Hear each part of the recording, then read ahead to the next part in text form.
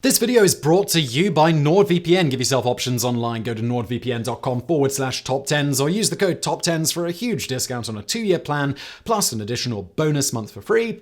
More on them in a bit. The image of sailors as being particularly mentally unbalanced has a surprising degree of official confirmation. As far back as 1815, Sir Gilbert Blane, the Royal Navy's physician of the fleet and Prince Regent's personal doctor, reported that sailors were roughly 7 times more likely to go mad than the general population. Considering the many stress factors from cramped quarters to horrifying diseases with very high mortality rates such as yellow fever, well, no one can blame them. When it comes to mental health, it's not a matter to be taken lightly. While some of the people mentioned in this video may have come across as whimsical or just odd, there will be some tragic entries included as well. Additionally, there are both famous accounts from antiquity and recent, relatively obscure stories. All such stories are worth telling. Number 10. Holograph. By 2010, this then 46-year-old captain from a family with a long naval tradition had taken command of the USS Cowpens, a guided missile cruiser. That was when her years of erratic behavior caught up with her. When she was relieved of command, it was reported that a number of her subordinates openly cheered. In an investigation conducted from March 2008 to July 2009, it was found that in person she was abusive enough to throw ceramic coffee cups and binders at subordinates when not having them stand in the corner during meetings. When she believed she ran her ship, the USS Winston Churchill, aground in 2003 while leaving a port in Sicily, she grabbed a Royal Navy navigator and blamed him for it. In 2009, she nearly caused a collision between the Cowpens and the USS John McClane in a drag race at top speed. Despite being loathed by her crews and being an evident risk to the Navy, when she was relieved of command, she had been on the fast track to being promoted to a position at the Pentagon. Number 9. Robert Fitzroy. Born in 1805, the captain and scientist received what he considered an ill omen for the course of his life in 1822 when Lord Castlereagh, his uncle and the family member to which his mother said he bore the strongest resemblance, committed suicide. Despite his long depressive episodes during which he would fret that he would go down the same way, in 1828 he became a captain at the remarkably young age of 23 during a voyage to Tierra del Fuego aboard the HMS Adventure. His successor, Captain Pringle Stokes, had shot himself. It would be in 1832 and 1836, during a second voyage to Tierra del Fuego, that Fitzroy would gain lasting fame. For this time, he brought incestuous icon Charles Darwin with him, believing that the shape of Darwin's nose meant he would be steadfast and reliable. Darwin was both amused and impressed by Fitzroy, claiming both he had a Napoleonic Horatio Nelson quality and that he never mentioned his fiancée in the 5 years they were voyaging together. Said fiancée was later attributed with pushing Fitzroy into religious fundamentalism with the Church of England, which brought Fitzroy into conflict with his former colleague after Darwin published his famous findings. At a high-profile 1860 debate on evolution, Fitzroy held a Bible over his head and ranted, the book, over and over. It's a pity Fitzroy is only remembered for accompanying and later butting heads with Darwin, for he was something of a Renaissance man. He was an early advocate for native rights during his time as a governor in New Zealand. He was a pioneer in weather forecasting and helped found MetLife, a significant insurance company. But all of that is less known than the fact that he eventually succumbed to the condition that loomed so large for him much of his life, and he shot himself in 1865. Number 8. Marcus Arnheiter. Moving back to more current times and less esteemed sailors, there were signs that Arnheiter meant trouble even before he entered the Naval Academy. He had previously been expelled from West Point, which was part of the reason why he graduated more than 5 years older than most of his classmates in 1952. By 1960, he had been assigned to the propaganda arm of the Pentagon called the Progress Analysis Group, where his highest profile accomplishment was promoting a phony journal ostensibly from a defected Soviet sailor, a document every publisher had passed on. On December 31st, 1965, he was assigned command of the USS Vance. He was relieved of command on the 31st of March, 1966. Even during his brief 99 days, he ran up an impressive list of appalling actions. He disobeyed orders and, as a result, entered waters illegally. He lied to the press about his actions. He mistook a flock of chickens for a squad of Viet Cong and had the location bombarded. He forced Catholic sailors to attend Protestant services. He nearly ran the ship aground and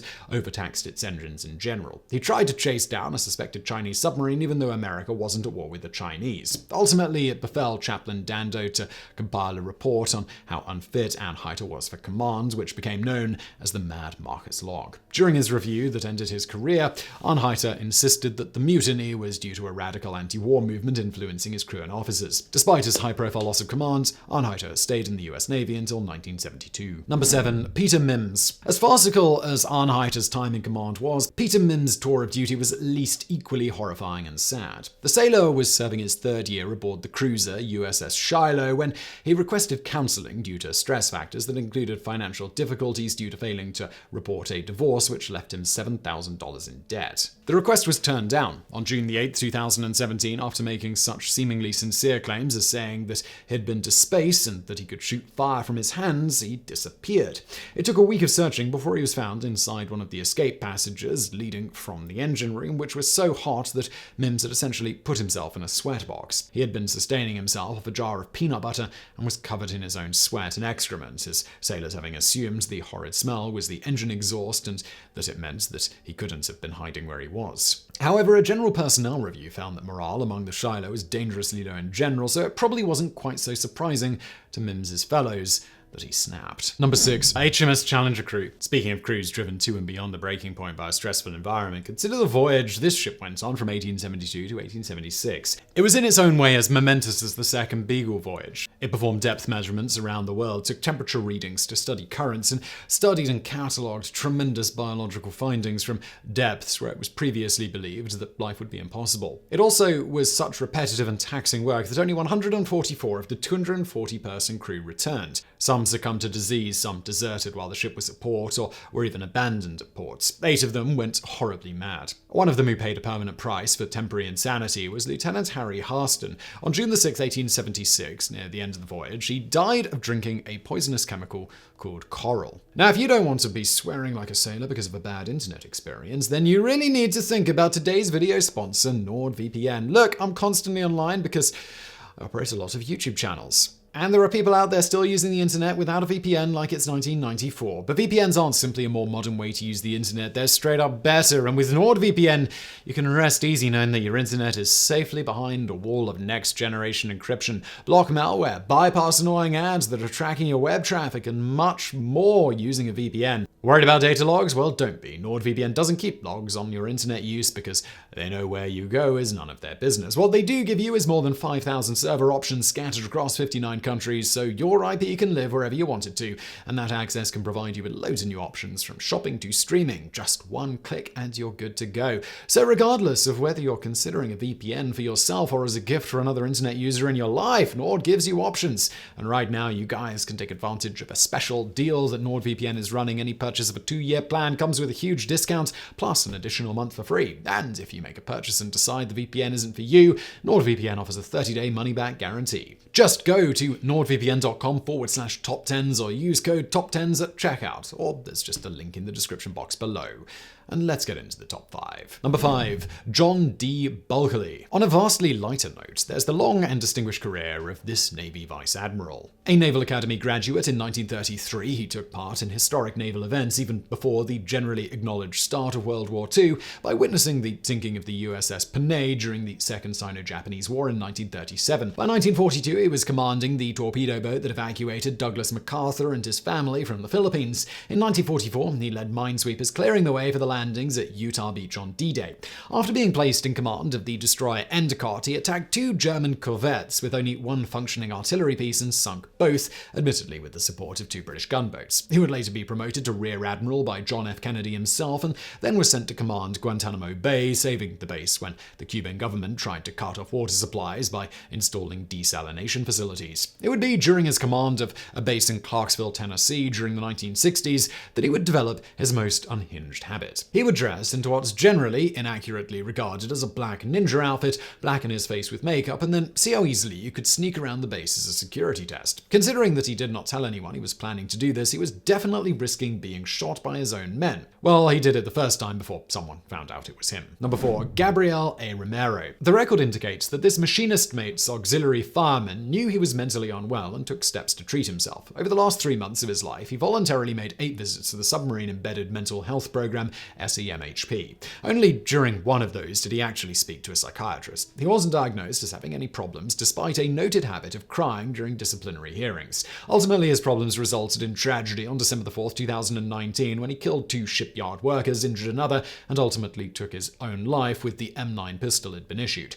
He was 22 years old. As with Peter Mims, an investigation in the wake of his breakdown had truly ominous findings. It found that SEMHP had underdiagnosed a number of enlisted personnel who had similar social problems to Romero, even though they had good analytical skills and were otherwise competent. Indeed, several of Romero's superiors claimed that SEMHP hadn't even passed on to them information that Romero was seeking counseling. Hopefully, by now, communication channels have improved. Number 3. Vendi globe races. While the mental stresses of prolonged isolation at sea have been an unavoidable aspect of naval life, there are people who willfully subject themselves to just about the worst possible version of it. Since 1989, the Vendi globe race has challenged sailors to take a journey 24,000 miles around the world, completely alone the entire time, while managing boats that can be as much as 60 feet long. It's so daunting that as of 2020, only 89 of the hundreds of people who entered the race have finished. That's about 50 times less people than have been to the top of Mount Everest, and less than a fifth of as many people as have gone into space. Since 74 days is near the bare minimum these contestants can expect to spend in self-imposed, life-threatening solitary confinement, it's not too surprising that it draws unusual people. It's even less surprising that reported common side effects of taking the challenge include people hallucinating and losing the will to live. That 3 people that died as of 2008 during the race amounted to a 4.5% fatality rate might sound relatively low. It goes to show just how real the danger is. Number 2. Bernard Moitessier. 21 years before the Vendi globe race, the Sunday Times Golden Globe race challenged sailors to a 30,000-mile voyage. 10 sailors took the news outlet up on it, the most colourful one being Bernard Moitessier. The French heir, born in Saigon, Vietnam, when it was still a French colony in 1925, had already set a world record when he sailed the 14,216 miles from Marseille, France to Tahiti and then back in 1963. When the race started on the 22nd of August 1968, he was the immediate favourite and quickly pulled into the lead. Then around Cape Horn, Moitessier had a bizarre change of heart and decided to abandon the race despite still being in the lead. He threw a message onto a passing ship that he intended to spend the rest of his life at sea, sailed to the Cape of Good Hope, then returned to the Pacific Ocean, allowing Robin Knox Johnson to win instead, the